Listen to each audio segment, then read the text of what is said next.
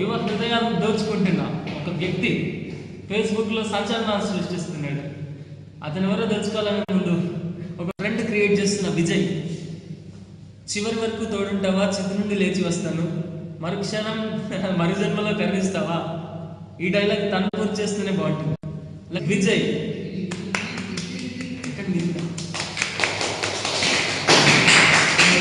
విజయ్ గారు, welcome to this show. ఎలా feel అవుతున్నారు? చాలా హ్యాపీగా ఉంది. మరి సాడ్ కవితలు ఎందుకు పెడుతుంటారు ఫేస్బుక్లో? జనరల్గా సాడ్ కవితలు ఎందుకు పెడుతుంటారని చాలామంది అడిగారు. అది ఒక సాడ్ కవిత, అది నాకు ఇష్టంగా కూడా పెడుతున్నాను అంతే, దాని వెనుక పెద్ద కారణం లేదండి. అంటే అసలు మీరు పెట్టే స్టేటస్ని బట్టి మాకు అనిపిస్తుంది దాని వెనక ఏదో మీ గుండె లోపల బాధ, ఆ బాధ అంతా అంతగా అందరికీ తెలపాలనుకుంటున్నాను. మరీ అంత బాధేం లేదండి. నాకు సాడ్ కవితలు అంటే ఇష్టం, ఒకరికి సంతోషం ఇష్టం, నాకు అలా బాధ ఇష్టం, ఏడవడం ఇష్టం. ఏడవడం అంతే కాదండి. ఇప్పుడు రాజమౌళి పెద్ద పెద్ద సినిమాలు తీస్తారు, బాహుబలి తీస్తున్నారు, అంత మాత్రం రాజమౌళికి బాహుబలి రాజులని ఫ్లాష్ బ్యాక్ ఇవ్వడం వాళ్ళు కుదరలేదు. కానీ మీరు ఇప్పటిదాకా 2 షార్ట్ ఫిల్మ్స్ తీశారు, చెప్పండి. మీ మూడోది ఎందుకు ఆగిపోయింది? మూడోది ఆగిపోలేదండి, మూడోది స్టార్ట్ అవుతుంది. స్టోరీ స్క్రిప్ట్ రెడీ అయిపోయింది. స్టోరీ ఏంటి? స్టోరీ అనేది సస్పెన్స్ అండి, అప్పుడే చెప్పేస్తే. కానీ ఇది కూడా ఒక పాటనే మళ్ళీ వీడియో తీస్తున్నాను.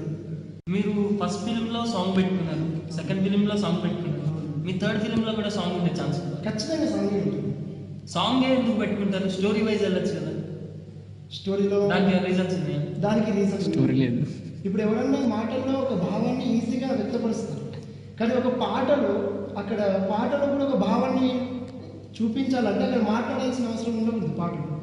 పాటలో మనం మాట్లాడకూడదు, కానీ భావం అర్థం అవ్వాలి. అంటే మన ఫేస్ ఎక్స్ప్రెషన్తో భావం అర్థం అవ్వాలి. ఇప్పుడు నేను బాధపడుతున్నాను అని అంటే ఒక స్టోరీలో అయితే మనం డైరెక్ట్ చెప్పగలుగుతాం, కానీ పాటలో అది సాధ్యం కాదు. అంటే ఎందుకంటే ఏమంటారు, పాటలు చూపించాలి, అదే దర్శకుడి గొప్పతనం. అందుకే కదా అన్ని సినిమాలో పాటలు కూడా ఉంటాయి. అందులో ఒక బాధను వ్యక్తపరచడం అంటే ఒక మామూలు విషయం, మాటల్లో చెప్పడం అంటే ప్రయాసంగా అయిపోతుంది, కానీ అది ఒక పాట రూపంలో చెప్పడానికి చాలా కష్టం. ఇప్పుడు ఏం మనం తీసుకుంటే ఇప్పుడు మా ఫస్ట్ పాటలోనే తీసుకున్నాం. పాటలో కూడా అర్థమైపోయింది వీడు ఒక విషయంలో బాధపడతాడు, ఆ పాటకు భావానికి తగిన న్యాయం చేయాలి. అందుకే నేను పాటనే తీసుకున్నాను. పాటను ఒక ఛాలెంజ్గా తీసుకొని ఆ పాటను తగ్గట్టు నేను డైరెక్ట్ చేయాలనుకుంటున్నాను. ఖచ్చితంగా నా 3వ షార్ట్ ఫిల్మ్ 2 షార్ట్ ఫిల్మ్స్ మించింది ఉంటుందని నన్ను. ఓహో, ఇవి చాలా మించాయని అనుకుంటున్నాను. ఓకే, మీరు ఇప్పటిదాకా రాసిన కవితలు మీకు ఇష్టమైన కవిత? నేను ఇప్పటివరకు అన్నీ రాయను, కొన్ని ఎక్కడి నుంచో ఉన్నాయి కూడా తీసుకుంటాను. నేనే సొంతంగా రాసేదాన్ని తప్ప కొన్ని అందులో నేను రాసింది ఒకటి నాకు బాగా ఇష్టం. చెప్పండి. ఒక అమ్మాయికి మధ్య కన్వర్సేషన్ నడుస్తుంది. అమ్మాయి నన్ను మర్చిపో అని చెప్తుంది. అప్పుడు అబ్బాయి అంటాడు, నిన్ను మర్చిపోదామని నా గుండెని రాయి చేసుకున్నాను, కానీ ఆ రాతి గుండెపై కూడా నీ అందమైన రూపం ఒక శిల్పంలా మారితే నన్ను ఏం చేయమంటావు, నిన్ను ఎలా మర్చిపోయేది అన్న ఒక భావన ఈ యొక్క డైలాగ్లో వస్తుంది. సరే, మీ ప్రేయస్ పేరెంట్ అండి, ఎందుకంటే చాలా మంది కాలేజ్లో మాకు కూడా కన్ఫ్యూజన్ ఉంది. ఇప్పటికీ చాలా మంది ప్రశ్నలు నన్ను అడిగారు, నా కవిత చూసి, నా స్టేటస్లు అవన్నీ చూసి చాలా మంది అడిగారు. ఇంకా ఈ ఇంటర్వ్యూ ఇప్పుడు చరణ్ గారు నన్ను పిలిచారు, ఎందుకు అనుకున్నాను. నా ఇంటర్వ్యూ అడుగుతారో నాకు తెలియదు. ప్రేయస్ ఈ పేరు చెప్పకూడదు, చెప్పాలండి ఆడియన్స్.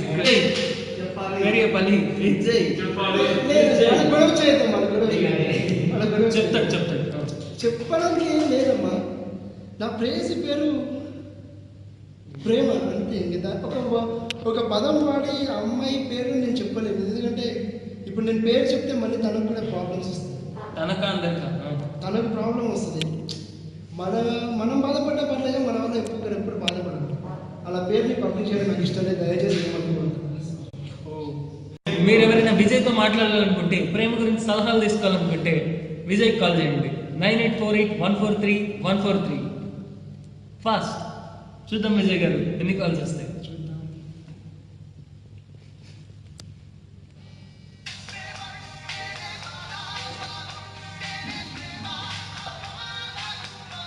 చివరికి మీ కాల్ ట్యూన్ కూడా ఇదే పెట్టుకున్నారా విజయ్ గారు?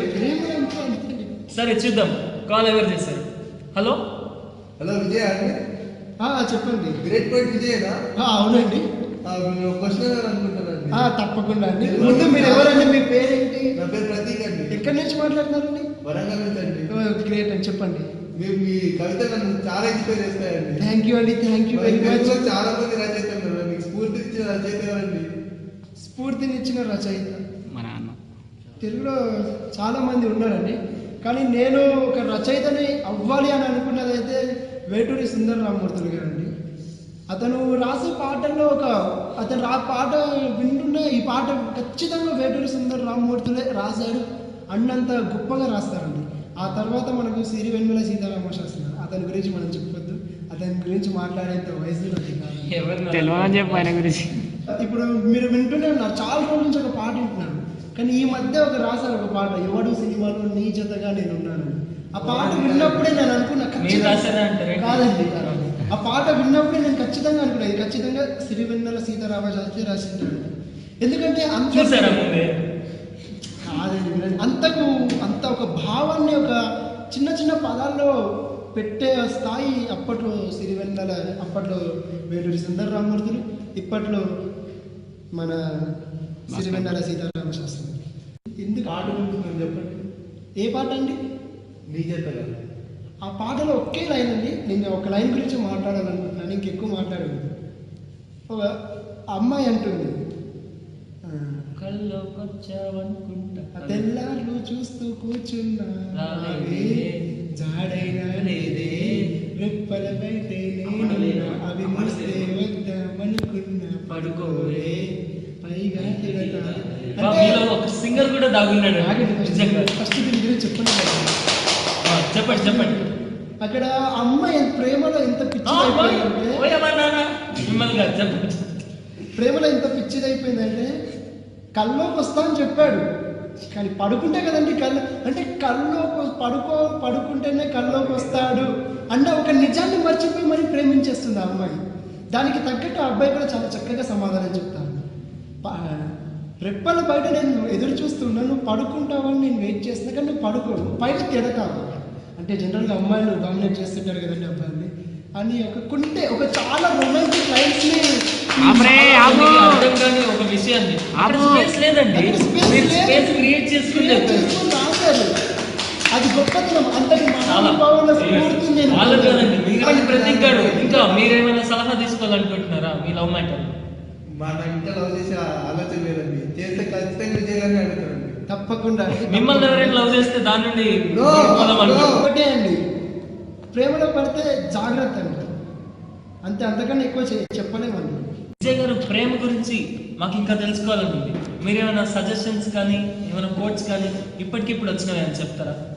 ప్రేమ గురించి చెప్పాలంటే మాటలు సరిపోవండి. మాకేమైనా సజెషన్స్? ప్రేమించాలి, అందరూ ప్రేమించడం ఒక జన్మ హక్కు, దాన్ని అందరూ సరైన రీతిలో ప్రేమించాలి, స్వార్థం కోసం ప్రేమను వాడుకో. విజయ్ గారు, ఏదో కాల్ వచ్చింది, చూద్దాం ఎవరు కాల్ చేస్తారు. ఈ పాట మాత్రం సూపర్ అండి. థ్యాంక్ యూ అండి. హలో, చెప్పండి. హలో విజయ్ గారు అండి. చెప్పండి, ఎక్కడి నుంచి? సార్ మేము నిజామాబాద్ చేస్తున్నాం సార్. మీ పేరు చెప్పండి. హరీష్ అండి. హరీష్ సార్ మీకు చెప్పండి. హరీష్ గారు, హరీష్ గారు వినపడుతుందా? సార్ వినిపిస్తుంది సార్. చెప్పండి సార్. ప్రేమ గురించి కొన్ని విషయాలు తెలుసుకోవచ్చు సార్.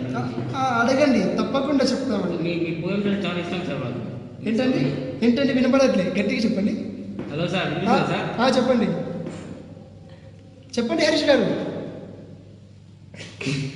హరీష్ గారు సార్, నాకు కొన్ని డౌట్స్ ఉన్నాయి సార్. ఏమంటే చెప్పండి, అడగండి ఖచ్చితంగా. సార్, అమ్మాయి నిజంగా ప్రేమిస్తుందా, అబ్బాయి నిజంగా ప్రేమిస్తాడు సార్? మంచి ప్రశ్న అడిగారు మీరు. I encourage. చెప్పండి సార్, అమ్మాయి నిజంగా ప్రేమిస్తుందా, అబ్బాయి నిజంగా ప్రేమిస్తాడా అని అడుగుతుంది. ప్రేమ నిజమండి. ప్రేమ అబ్బాయిలు అమ్మాయిలను ఉండదండి. ప్రేమనే ప్రేమ గొప్పది, అందులో అబ్బాయిలు అమ్మాయిలు అటు వాళ్ళ తప్పు వీళ్ళ తప్పుదండి. కానీ ఏంటంటే అమ్మాయిలు ప్రేమించి మర్చిపోవాలంటే వెంటనే మర్చిపోతారు, కానీ అబ్బాయిలు మర్చిపోవడానికి ఒక జీవితకాలం పడుతుందండి. అర్థం కాలేదండి. చాలా కాలం పాటు అబ్బాయి ప్రేమించుకుంటారు సార్. అవునండి. తర్వాత అమ్మాయి వచ్చేసి మా పేరెంట్స్ వద్దంటున్నారు, క్యాస్ట్ అది దాని అని చెప్పేసి బ్రేకప్ తీసుకుంటారు కదా సార్. చాలా ఉంటాయి. అదే అదేలా ఉంది సార్. అమ్మాయికి నమ్మకం ఉండదా, లేకపోతే ప్రేమ తగ్గుతుందా? ఇలాంటి భావనను వ్యక్తపరిచేదే నా 3వ షార్ట్ ఫిలిం అండి. ఖచ్చితంగా హరీష్ గారు మీరు ఖచ్చితంగా చూడండి. మీకు ఈ క్వశ్చన్కి ఆన్సర్ నేను ఇప్పుడు ఇస్తాను. అమ్మాయిలు పెళ్లి చేసుకునేటప్పుడు ప్రేమించడం గుర్తురాలంట. తప్పు అబ్బాయిలది 75% ఉంటుందండి. ఎందుకంటే మనం ధైర్యం ఇవ్వాలి. నీకు నేను ఉన్నానన్న ధైర్యం ఇస్తే అమ్మాయి ధైర్యంగా ఉంటుంది. మనం ధైర్యం లేకుండానే ఆ అమ్మాయి పెళ్లి చేసుకుని ఇంకొకరితో పెళ్లి చేసుకుని వాళ్ళ పేరెంట్స్కి చూసిందమ్మా అని తప్పండి. ఎప్పుడో ఒక అమ్మాయిని తప్పు చేసి మాట్లాడుతుంది. అలా అని చెప్పి అమ్మాయిని కొంతమంది అమ్మాయిలు చెప్తానండి. అలా అని చెప్పి అమ్మాయిని ఎప్పుడు తక్కువ చేయవద్దండి. ఎందుకంటే వాళ్ళకు బాధ ఉంటుంది. మనకు ఎంత బాధ ఉంటుందో వాళ్ళకు అంతే బాధ ఉంటుంది. మనం ఎంత ప్రేమిస్తామో వాళ్ళు అంతకన్నా ఎక్కువ ప్రేమిస్తారు. అదిగా సార్, ప్రేమించినప్పుడు ధైర్యం చెప్పండి హరీష్ గారు. ప్రేమించినప్పుడు ధైర్యం ఇస్తాం కదా సార్. ఇస్తామండి. అవునండి. తర్వాత వాళ్ళ దారి వాళ్ళు తీసుకొని ఎవరినో కొత్త వాళ్ళు తీసుకొని వెళ్ళిపోతారు. తర్వాత అబ్బాయి పరిస్థితి ఏంటి సార్?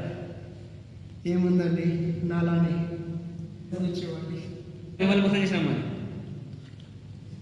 మీరు బాగా కనెక్ట్ అవుతున్నారు సార్. చెప్పండి హరీష్ గారు, క్వశ్చన్ మీ తర్వాత ప్రశ్న ఏంటి?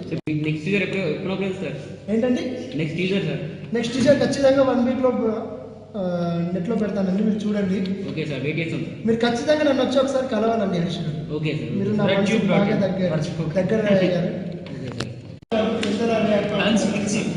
ఏంటో అండి, అభిమానం చూసి కొన్నిసార్లు నిజంగా నాకు చచ్చిపోండి, వీళ్ళని తొందరగా చచ్చిపోండి.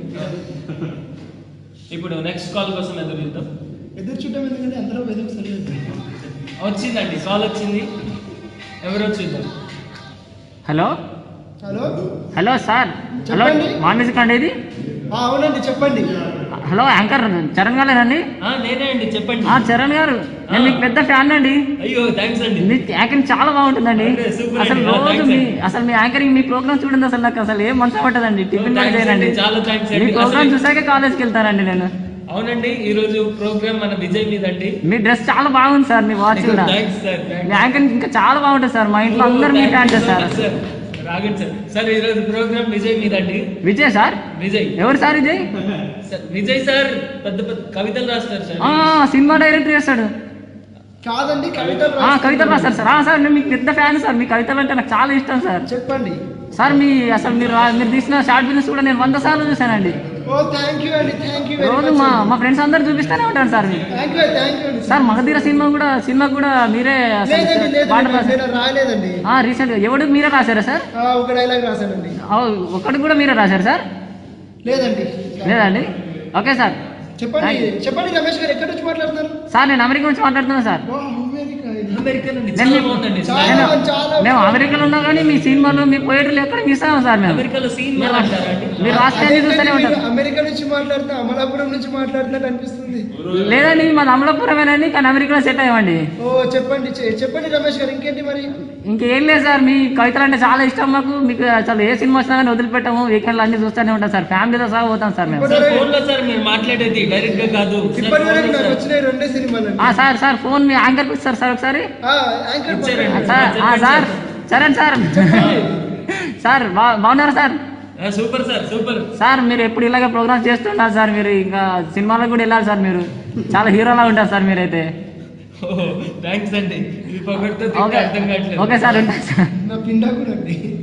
ఉంటాను సార్.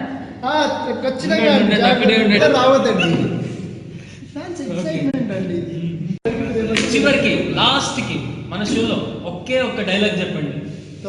ఆ డైలాగ్ ఎలా ఉండాలంటే అందరికీ మీరు గుర్తుండిపోవాలి. నాకు బాగా నచ్చిన ఒక డైలాగ్ చెప్తానండి. చివరి నిమిషం వరకు తోడుంటావా, చితి నుంచి లేచి వస్తాను. మరు జన్మకు కరుణిస్తావా, మరు క్షణమే మరణిస్తాను. ప్రేమతో. Super sir, super sir.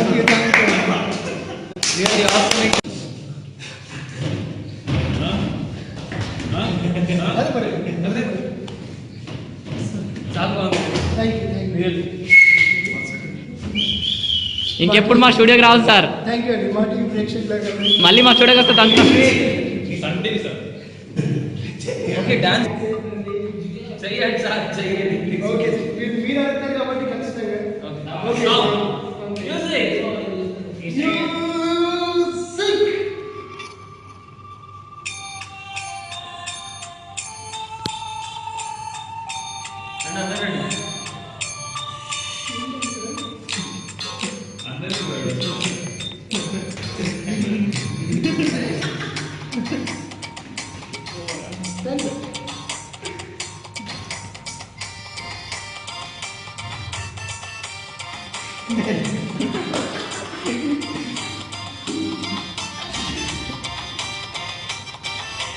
చిరునవ్వుతో ఎదురొచ్చి చేతులెత్తి దీవించి భక్తులనే ప్రేమిస్తుంటే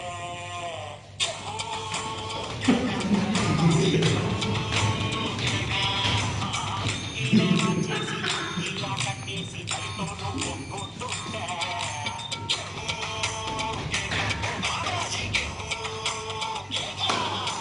నువ్వులేని ఎదవ బతుకు చీకటి కోటో నువ్వు నవ్వకుంటే మాకు బందర కోటో పెంచు సెట్టు సీసా మరి మంచి రాకు సారా నీ చూపు ముందు బదా నీకు ఎవరు సాటి లేరు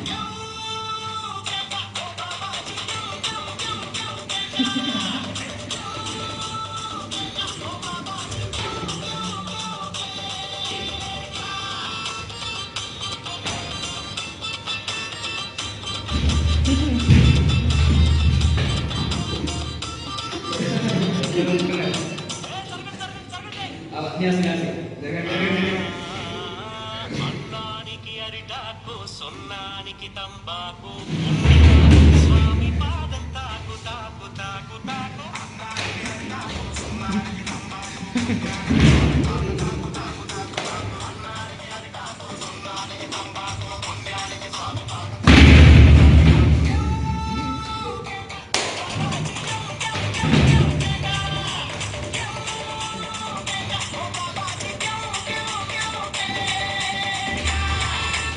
నన్ను చూడమా